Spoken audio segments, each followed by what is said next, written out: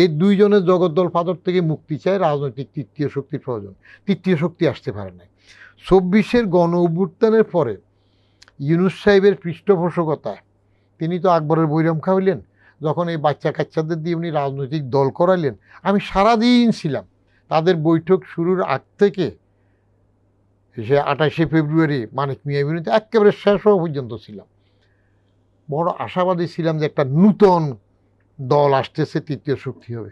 এখন এই তৃতীয় শক্তি কোথায় চলে গেল? তারা জুলাই সনদ সই করে না, সংসদ ভবনে পরে করে, কেমন চিৎকার করে, নিজেদের জুলাই 36শে জুলাই টুলাই করে না, পরে করে। আবার তারা চলে গেল কোথায়? স্বাধীনতা বিরোধী রাজাকার আলবদর আল শামসের দল বাজাইতে তারা বিলীন হয়ে গেলেন। তো আমার তৃতীয় শক্তি আসবে, তাইলে আমি কোথায় পড়ছি? ফাটা বাসে আটকাইলাম না? হ্যাঁ, ফাটা বাসে আটকানোর অসুবিধা আছে, এটা জহুরুল শুধু বলতে পারে, আমরা তো বলতে পারি না। উনি বড় পুরানো সৃজন সাংবাদিক। ওই যে আমেরিকা যখন ইরানে জিম্মি উদ্ধারের জন্য মিশন পাঠাইলো, তখন কাটার প্রেসিডেন্ট, তো জিম্মি উদ্ধার তো করতে পারে না সেই সময়, 78-79 সালের দিয়ে গেল। তো জহুরুল চৌধুরী তার দরবারে জহুরি লিখছিল যে কাটারের অন্ডকোষ ফাটা বাসে আটকাইয়া গিয়েছে। ফাটা বাসে ওইটা আটকানোর দুইটা অসুবিধা, একটা হইলো গোটা বাঁশ নিয়ে চলা যায় না, আবার অন্য কেউ টাইনা ফাঁক না করলে ওটা বের করা যায় না। তো আমরা জনগণ তো এরকম ফাটা বাঁশে আটকানো হয়ে গেছি। স্বাধীনের পর থেকে একই দশা দেখতেছি।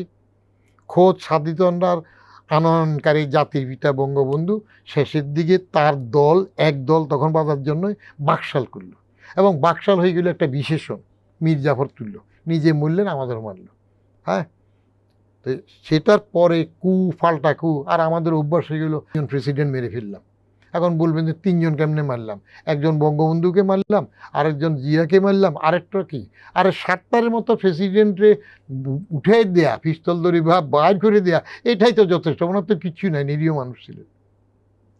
তো সেক্ষেত্রে ফাটা বাসে আটকানো জনগণ ওই পানি না পাওয়া পর্যন্ত একটা তো বেছে নিতে হবে। তাহলে আপনি যেটা বলছিলেন যে একদলীয় নির্বাচন, একই সংসদে কি তাহলে এখন ফ্রেন্ডলি গেম হচ্ছে? ইয়েস।